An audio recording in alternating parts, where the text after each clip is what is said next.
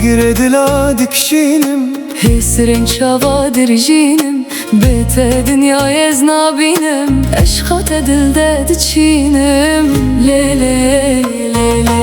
Agredila dikşinim Hesrin çavadır jinim Bete dünyaya znabinim Eşkat edilde diçinim Le le le le Çav xezalerin damale Heviyate mehusale Dünya bete qetna bele Agir berdavi hevale